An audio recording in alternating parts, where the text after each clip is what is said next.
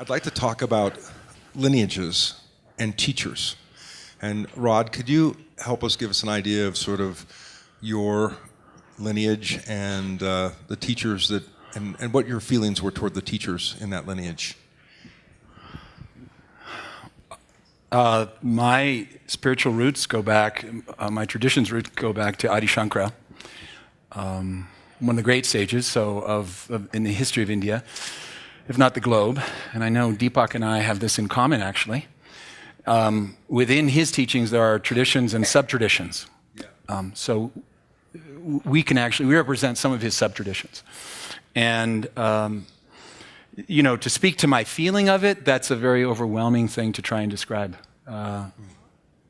In the same way you would have difficult time describing the love you have for your children, it would be hard to convey it completely.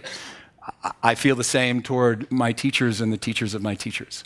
There are many blessings in my life, not the least of which is my family, but everything is brought to life through the gift of my teachers. And so there really are no words to describe my gratitude and the fullness that it brings to my life. Wonderful. And Rinpoche, how do you feel about your teacher and maybe describe a little of the Shambhala lineage? I think just being here, I was just feeling just great appreciation for this event and just being here with our friends and distinguished panelists and all of you. I feel that lineage is something that's not particularly in the past, even though it's continuity, but I feel it's very present in everything that I experience, especially when you're doing meditation and yoga. There's a sense of it really being very much alive.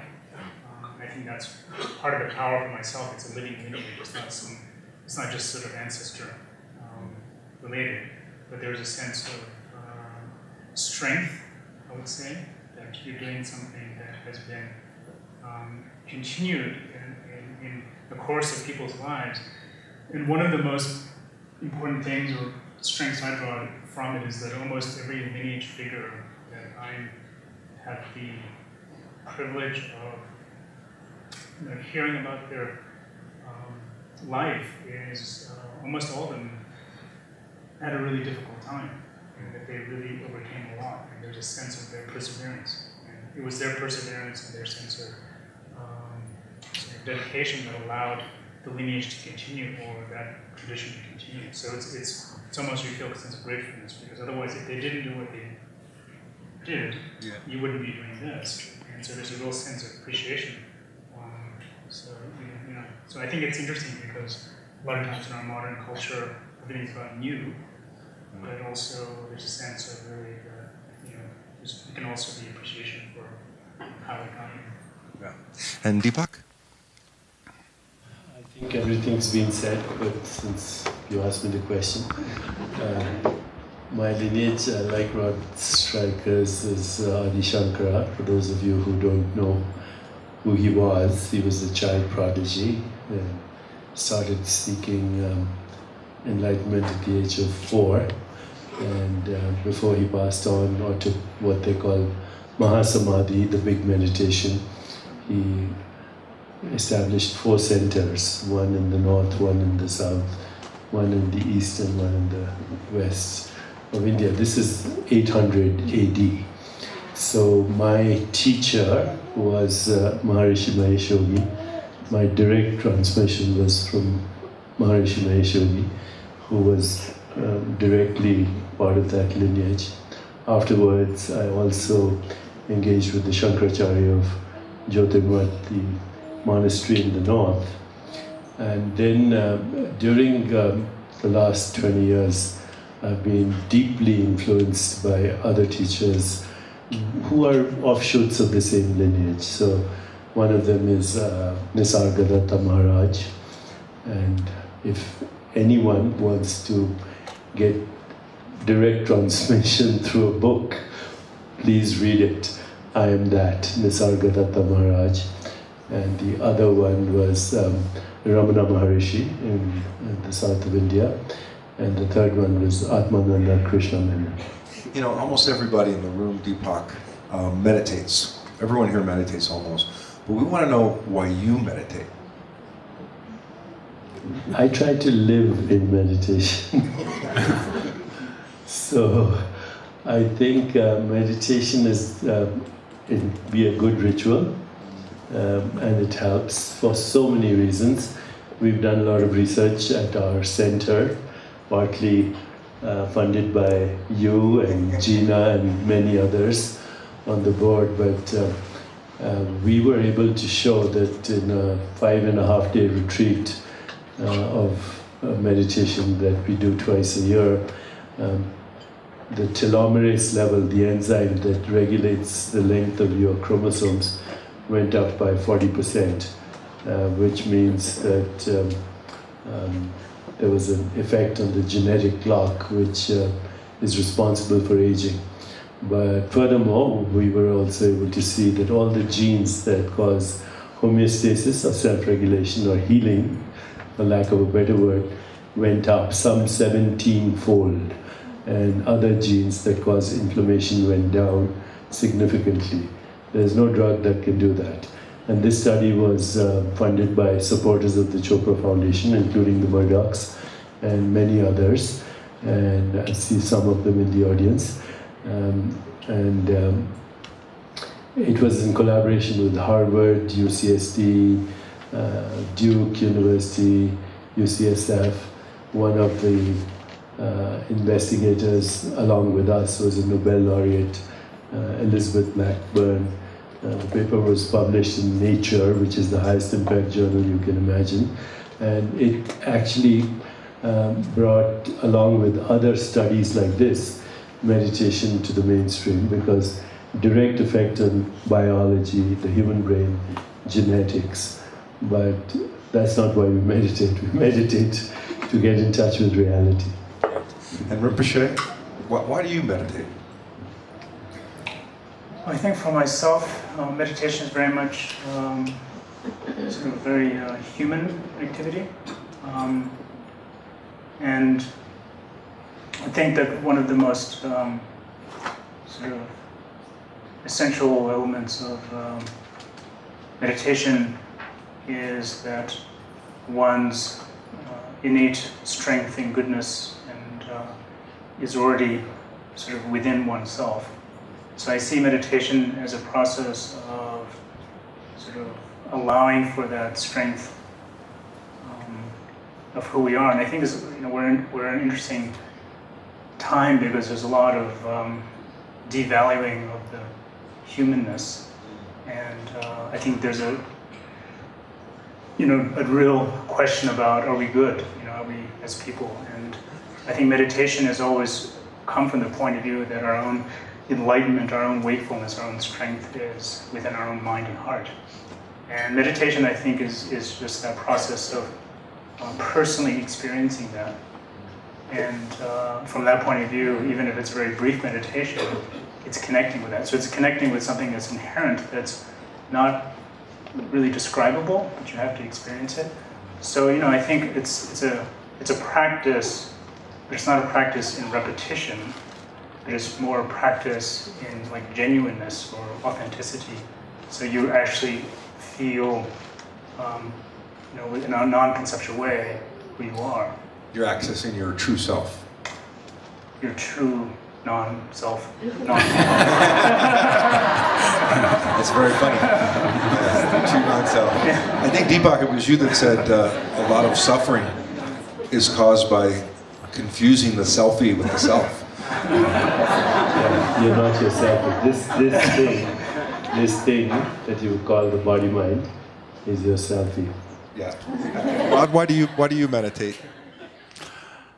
I think the simple answer as to why I meditate is it has had such a profound effect on me. And if I were to be completely honest, I would say that the interest and the seeking it out was the result of pain, suffering. My good fortune was that I became aware of my suffering at a fairly young age. And so at 18, I was already trying to find something, I was in pursuit of something or sensing there was something that the world would not provide. no matter how successful or no matter how much I would accumulate or what I would accumulate.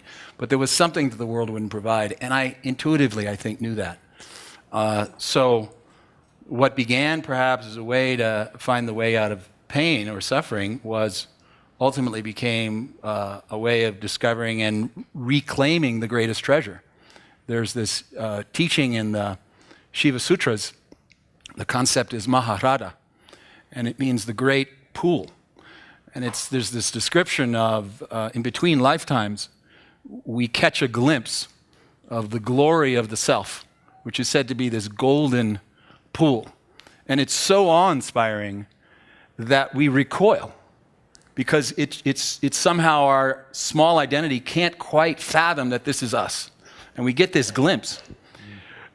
And then that leaves an impression where for when we become embodied, when we have body, is we seek out that remembrance, that re-experience of that. And my tradition says that that's the deepest samskara, is the samskara of the hunger to see oneself again. And meditation becomes the vehicle. Yeah. When I think of yogis and Buddhists, I see so much, so many things that are similar, so many things that share purpose, share definition. And one of them is, I think the foundation of yoga in part is to attenuate the influence of the kleshas. Can you talk about that, Rod, a little bit? Is this something that you do with meditation specifically?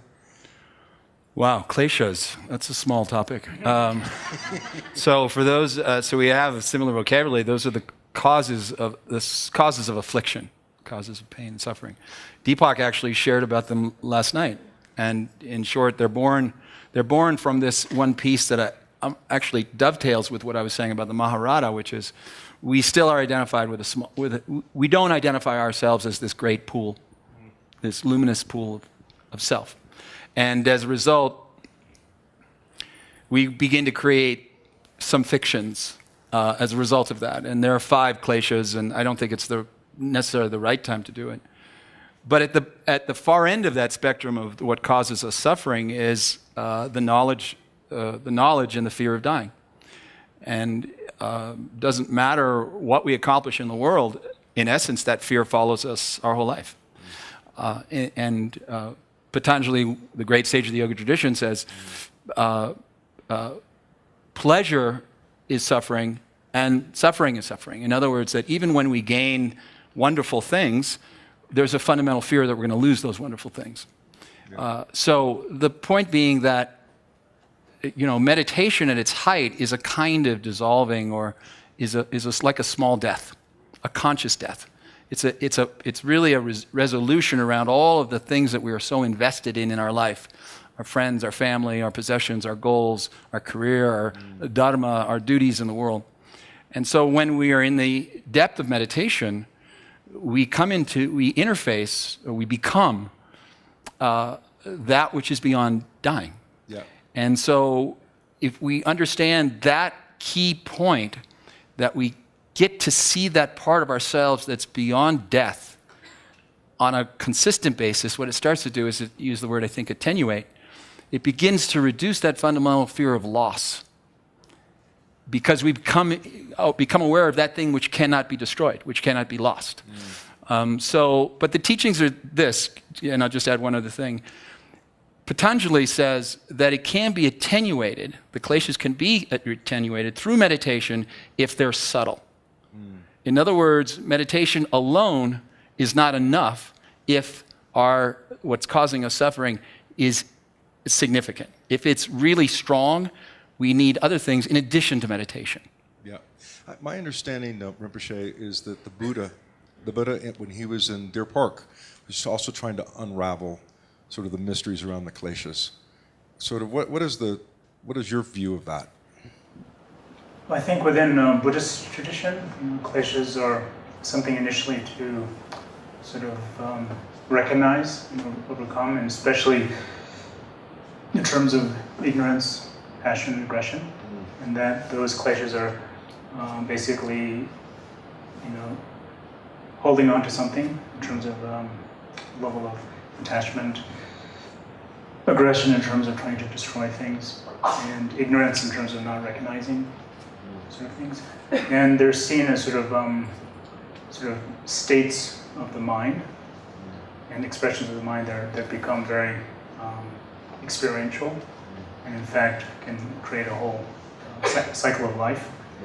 So kleshas are also connected with, the seeds of creating life cycles or realms. So that's so they're not just considered to be sort of minor, sort of experiential blockages, but actually create a whole universe. And from that point of view, you have to then understand the essence of that. And then you would say the more sort of advanced or sort of deeper perspective is that you have to understand the nature of the klesha. And within the Buddhist tradition, that's where you get into mandalas and understanding the actual wisdom within the confusion. So that that becomes a path, which is sort of a deeper path. But I think a lot of it is, it's your relation, where you are on the journey of understanding. So if you're very upset, then obviously you just need to calm down. But if you want to understand the nature of that anger, so it doesn't happen again, or you can actually understand why is it that you're angry, that becomes a much deeper understanding. Deepak, do you see meditation not only as well-being and having a better life, but part of that whole thing originated with dealing with suffering as a tool to deal with suffering and to uncover the source of suffering? Just to elaborate on what's already been said, how many people, just I'm curious, know anything about the life of the Buddha? Oh, of course. So you know that he was a young prince, and he happened to be in a very Aspen-like environment. And it was actually Aspen Plus, because he was not exposed to old age or suffering at all. He was surrounded by pleasure. And then one day when he went outside his enclosed environment into what is called the real world, he saw an old person, and he asked his friend, who was a stable boy, he said, "What's that?" And they said, "Well, that's an old person." He said, "Does everybody get old?" And he said, "Yes." "Will I get old?" "Yes." And then they saw a person who was very disabled, in extreme decrepitude, probably a leper. He said, "What's that?" He said, "That's a person with severe decrepitude and disability." He says, "Does that happen to everyone?" He said, "Well, if you live long enough, it does." And the third person they saw was the corpse, actually. It was a corpse being taken to cremation. I said, "What's that?" And "That's a dead man. Does everyone die?" And the answer was, "Yes." "Will I die?" "Yes, you will." So that started his search. Yeah, for those of you who don't know, actually I wrote a biography on the Buddha's life, which I'll be happy to send you, Rinpoche, and Rod, and yourself. Yeah. But he was a great yogi also. He practiced all the yogas, the pranayams, he practiced fasting. It was only when he gave up trying under the Bodhi tree that he found what is called enlightenment. So there's a great message in his teaching, in that you don't go beyond the mind by using the mind. The mind cannot get you to reality. You have to ultimately transcend that mind and transcend those sanskaras and vasanas and karma, actually, even, which is part of the conditioned mind. Could you define karma? There's a lot of misunderstanding, I think, particularly in the West and these days, about karma. Karma is just your conditioned mind. So, every experience that you've had in the past, there's an interpretation of that experience, and that's called a sanskara. And that creates the seeds of desire, or what are called vasanas. So sanskara, vasana, and karma are all the same thing. We keep repeating the same thing over and over again as a result of centuries of conditioning. So everyone's here right now, in this room, in this moment, as a result of karma. Because otherwise you wouldn't be here. The other people who are in a bar or doing something else. So you're here. Karma creates the conditions of the present moment. But it does not bind you, because you still, depending on your degree of awareness, you have the choice to do what you want to do with the present moment. And the ultimate goal of life is to transcend it altogether. Yeah. In my research into your lineage, Rod, one of your teachers wrote a book where his teacher was quoted saying, you need to be conscious and consciously create your karmas, or your karmas will create you. What does that mean?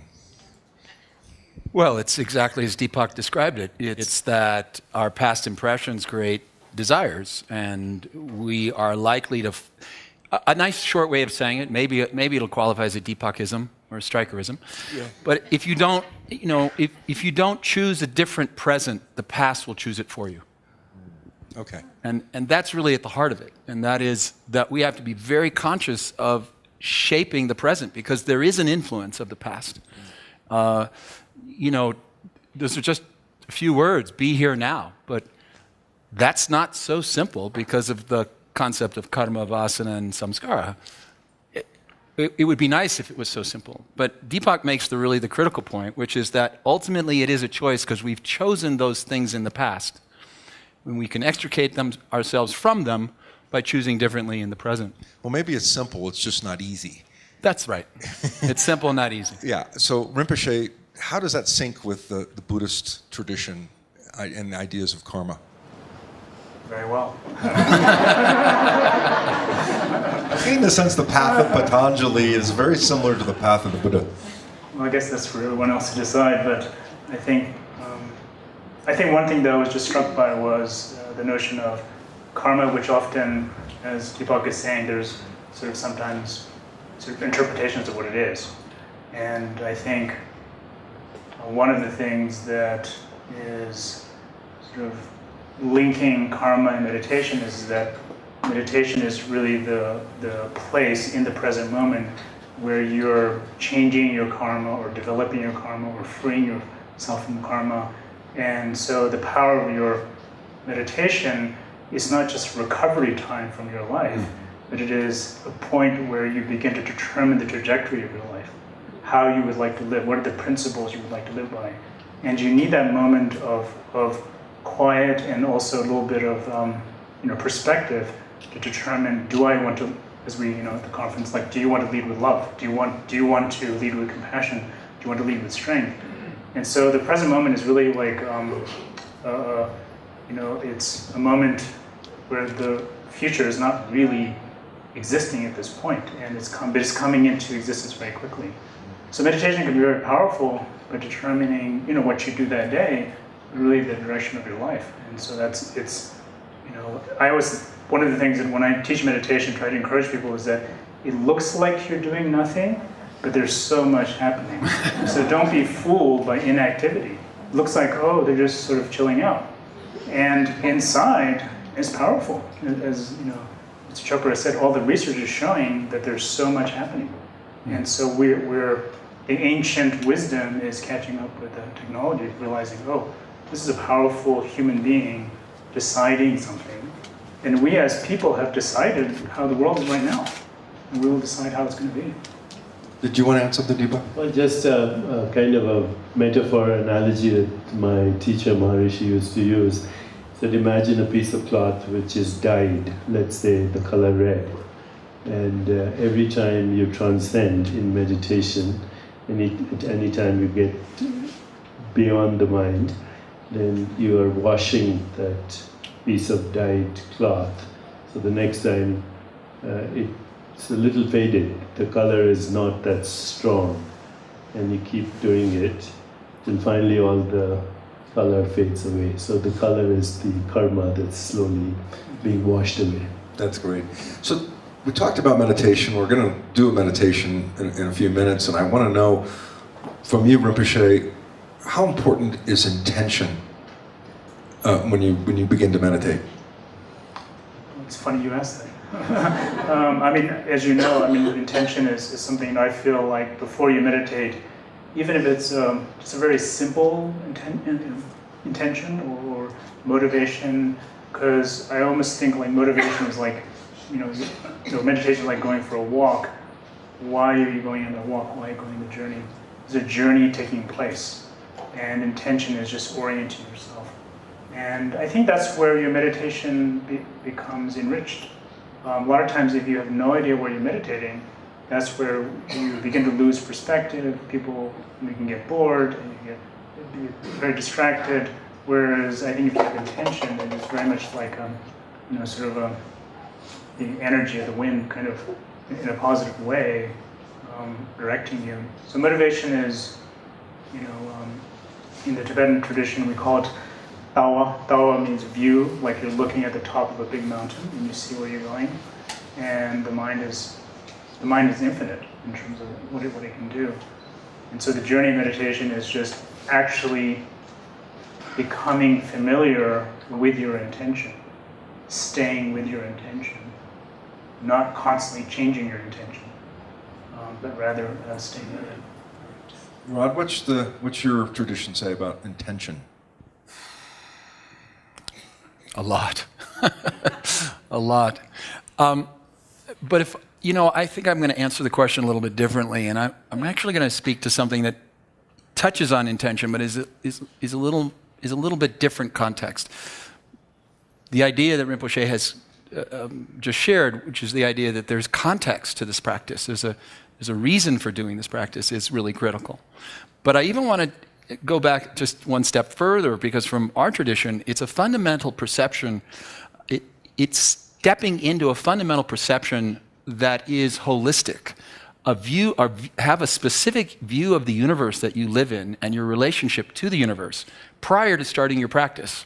In other words, rather than trying to find oneness from your practice, establish oneness as an intention and at the very beginning. And understand that, in a sense, the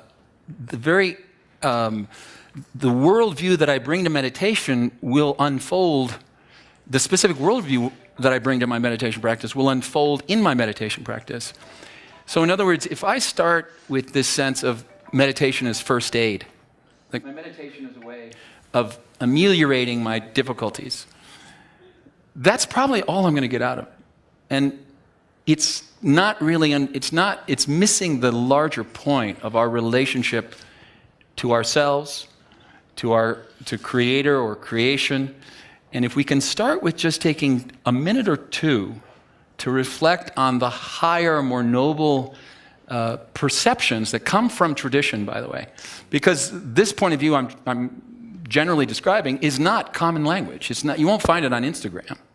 It's deeply embedded in our spiritual DNA. And that's the vision that these great sages and the lineage holders shared. And so what I would say is, if one could draw from the greatest and noble truths and let that be the first step in moving into stillness or moving towards stillness, that would change our practice. So is meditation also a search for truth? Deepak, you think so? Yeah, it's only about that, actually, search for truth. But I add just one or two things to what Rod said. Intention has many levels. So if Sanskrit is a language that has these nuances that can't be expressed in English. There are levels of intention in Sanskrit called para, pashanti, madhyama, vaikari. So at a very subtle level, you may not be aware of your intentions because they are those sanskaras as a result of karma. And meditation allows you to have clarity of that. What is the essence of the subtlest intention? At a superficial level, your intention could be, I want a new car, or I want a private plane, or I want to marry this girl, or whatever. But as you go deeper, then the intentions obviously change. They become, I think ultimately the subtlest intention is, who am I? Beyond all this, who am I? And if you can just even not think about it, because the highest level is choiceless awareness, where you are not consciously making any choice or intention. In that you allow what, for lack of a better word, the greater intention of the universe to express itself through you in that choiceless being. Interesting. My own point of view, I've always said that the quality of my life would be determined in part by the questions I ask myself. Rinpoche, when you think about your practice and talking to your students, what questions do you encourage them to consider? Who am I? I think that's an important question now, and I would almost say, who are we as humanity at this point? I'm very just struck by the relationship between personal meditation and practice, and also how it's connecting with what's happening in society. And I also ask the question of, as meditation is becoming more and more normalized and seen as a really good way to relate with stress and to connect with some centering and strength. I'm also noticing that there's a lot more sort of stress and depression and anger that's in society that's loading up our minds, and so there's a real connection between the questions that we ask in meditation are not just simply for our own enlightenment, but how do you have social enlightenment? How do you have... so that's why I'm saying it's who are we as people? And if we're living in a culture where we fundamentally don't believe that a human being can have wakefulness or enlightenment or these qualities, what are we saying about ourselves as a culture? So to me, meditation is really mixed with the culture which it came from, like the time of the Buddha. He was asking very profound questions. Right. And I almost feel like we can ask those same questions, but we're also asking modern questions about where are we right now as people and why we're meditating and doing yoga. And it's, there is some intelligence to that. It's not just wanting answers. And in that way, I feel like, especially when you're doing more complicated practices and pujas, it's asking the question. And through meditation, you're not being given the answer, but you're exploring the answer. That's great. Rod, I've taken a class with you where you talked about using meditation to train your mind. Don't let the mind, it'll go where it wants to go. And for a lot of us, that's our problem, And how would you like to comment on that? Is this where I get to rail against social media? Is this my moment? Oh, in the end, please understand that yoga is a mind game. It's a game of the mind. This is an enterprise about the mind. I'll often say, I think I said it in class today, that the Buddha didn't have any different instruments than you and I have. That any enlightened being doesn't have, really, there was nothing unique about them as a creature. They had the exact same instruments.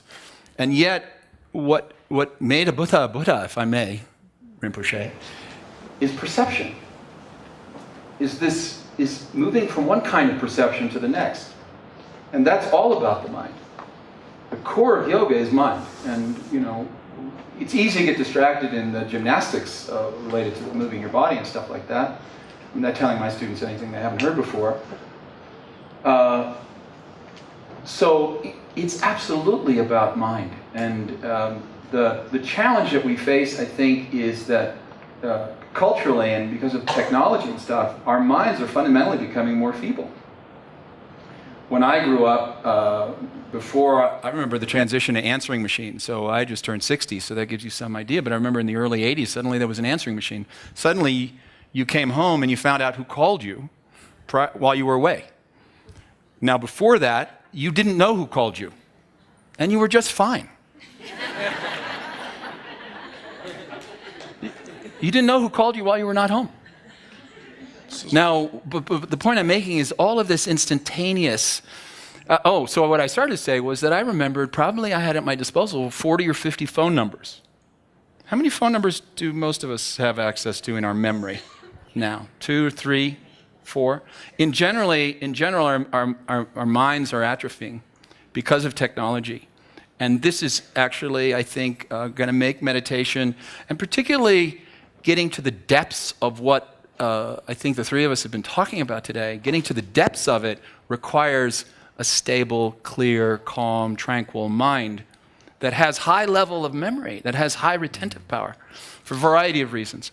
So that's why today I made the case that moving your body is important and helpful for a variety of reasons, but moreover, it's the breath.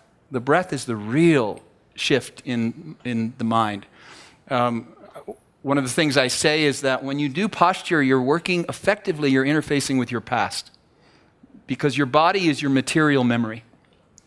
What you eat, what you've thought, what activities you've done are essentially recorded by your body all the time.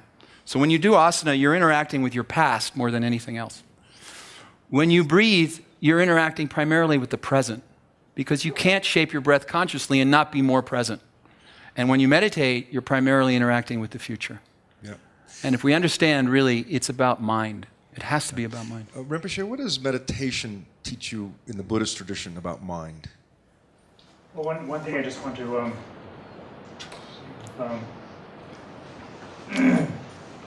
comment on what Rod is saying is that, like, one word for meditation in Tibetan is chimpa, and that's been translated as mindfulness. And mindfulness also just basically means memory and to remember. Mm-hmm. So it's remembering the present moment, so remembering the breath. So it's that notion of recollection. And, when the early teachings of the Buddha were given, he taught for over 50 years after his enlightenment. And his teachings that we have now, which are hundreds of volumes of teachings and commentaries, are also his close students saying, this is what I remembered. And so almost everything is, and we say, thus have I heard. And these are the, just like as we're doing, except there was no recording devices, obviously. So it was a meditation just to listen. It wasn't like, I'll take notes or whatever, I'll check it out later. But you realize this is it. And the fact that the mind could have that kind of precision, it's almost like we can't quite believe it. But it's amazing what the mind is capable of, and I feel like that's part of discovering the strength and stability of the mind. So I was very curious to hear in terms of you talking about yoga in terms, because it's mostly people do see it as a physical activity, and my understanding from Buddhist point of view, because there's yoga in Buddhism, is that it is really the point of the postures is getting to the sense of jnana or wisdom, and then getting into that aspect. So that's sort of great. Yeah. So Deepak, tell us about the breath and meditation and how it impacts the mind. And then tell us where the mind is. I want to again clarify some nuances, because we're all speaking in English right now. And the word mindfulness is part of our cultural language. But the awareness of the mind is not the mind, right? The awareness of a thought is not a thought. Rinpoche used the word remembrance. Okay. The thought is an object of experience. The mind is an object of experience. Also, it's a shifting object of experience, because it's never still. It's a fluctuation, what in Sanskrit is called vritti. It's a fluctuation of your being. Now, mindfulness is a word that's here to stay, but unless you know the nuances of the original Sanskrit or Pali, the proper word, which would be a very clumsy word in English, would be awarefulness. awareness of the mind, awareness of emotions, awareness of perception, awareness of the body, awareness of that which we call body, mind, and world. So what is the mind? It's a fluctuation. It's a fluctuation of being, it's a fluctuation of consciousness, it's an excitation of consciousness, and it is actually always a result of conditioning of the past. Sanskaras and vasanas are fluctuations. So you have only two kinds of thoughts, ultimately, about the past and about the future. But you, who's having the thought, is neither in the past nor in the future. You're now, and now is not a moment in time. Now is a state of being in which those fluctuations are arising and subsiding eternally and ceaselessly, creating the concept of time.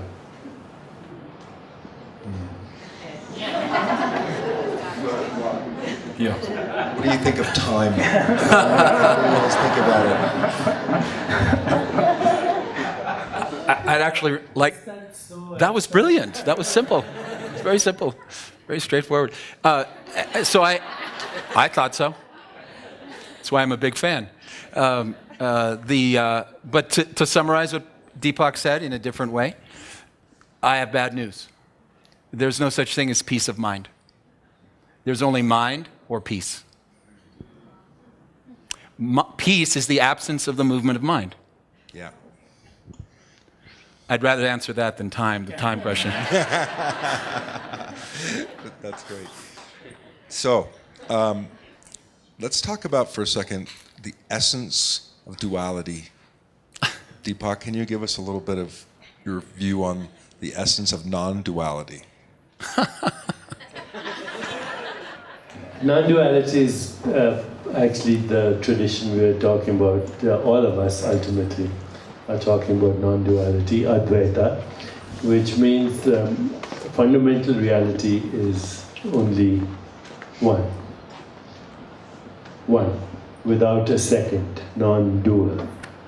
And that fundamental reality is immaterial. It's not a physical fundamental reality. And that fundamental reality is all there is. Everything else is an appearance and disappearance in that fundamental reality. It is of the nature of awareness. So if you were to derive 4 or 5 principles from this, some of which I've already stated, but the first principle is everything that you're experiencing right now, or have experienced, is a result of the conditioned mind, projecting itself as experience. And the conditioning is very deep. It's not only your parents and your ancestors, it's your culture, it's your history, it's your religion, it's whatever theology, philosophy you were exposed to, it's even scientific, it's economic. So everything that's happening right now is a result of the conditioned mind.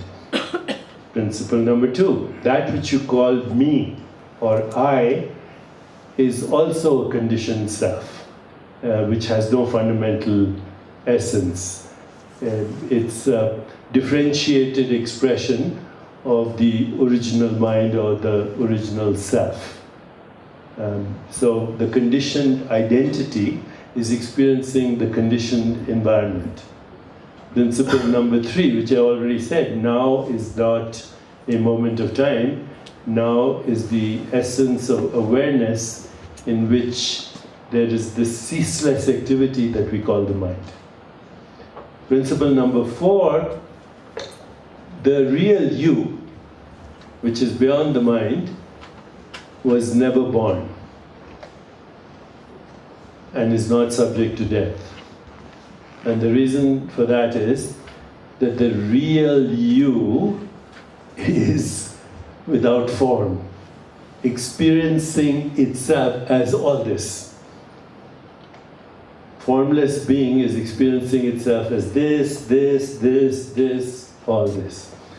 So that's why it is, first of all, not in time. Secondly, it's imperishable. It's indestructible. And all our suffering comes from that which is the attachment to the idea of impermanence, or that which is perishable.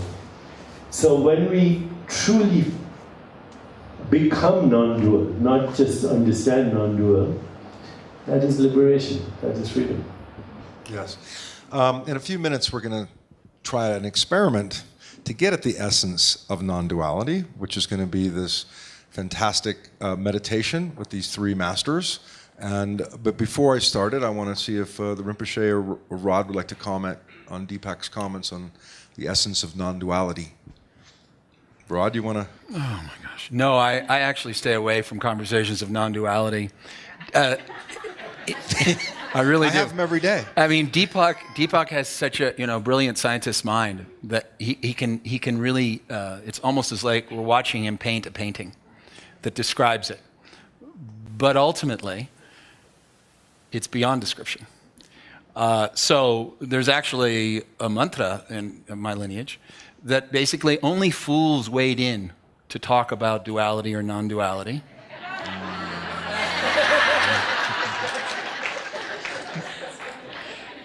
And then it says only the Lord knows this answer.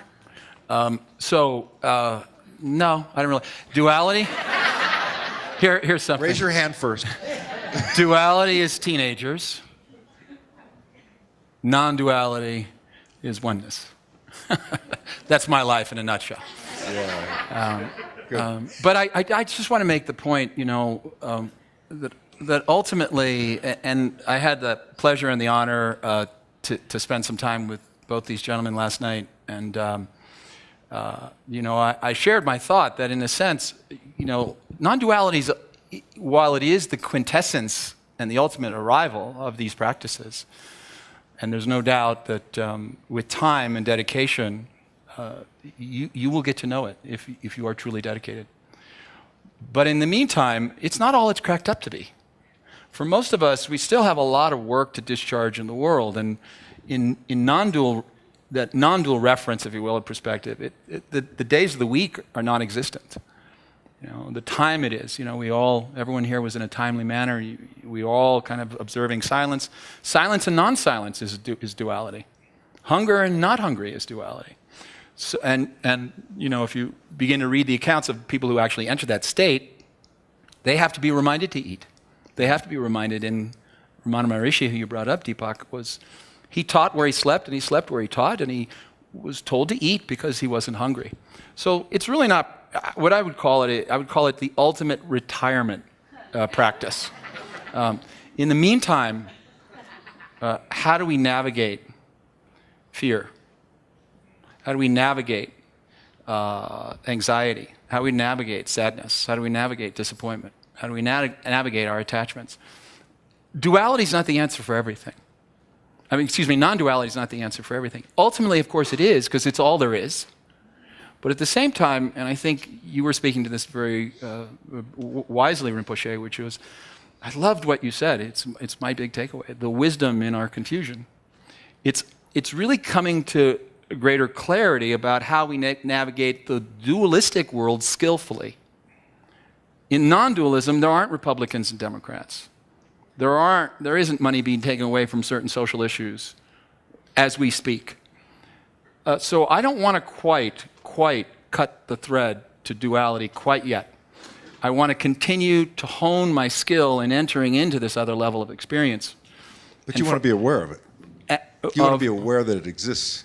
Both dualistically, and if really only at the end of your life, when you're going to retire, you start embarking on non-dualistic practices, it's not going to work. It's going to take many diluting the cloth's color or dye, many of those experiences to ultimately be able to rest in this place that we're talking about as being the culmination. Before you go to very well said, but here's one thing we should clarify. Everything that we call civilization and even science is based on duality, subject-object split. Me and you, me and the universe. When we engage in science included, is based on the subject-object split, and Science is great. It makes our life comfortable, gives us technologies. But do remember that science, or let's say the misuse of science, based on a misunderstanding of reality, which is beyond subject-object split, right? The subject-object split is artificial. We have climate change, we have eco-destruction, we have extinction of species, we have poison in our food chain, we have mechanized death, we have atomic bombs and nuclear weapons, which is the karma of duality. And we are risking our extinction because of that. So while to engage in this world, we do need the perception of me and you, me and the other. If we are not aware that the other is me in a different uniform, then we go to these extremes, risking our extinction. Great. We won't have time for questions. Beautiful. But before Rod's going to lead off the meditation, we're going to pass the baton to the Rinpoche and then to Deepak. But I do want to say that the last time I moderated a panel with the Rinpoche, there was a question from the audience, and I want to repeat that question for the audience. And the question was, what will you say on your deathbed? Rinpoche, would you answer that for us? I'll be back.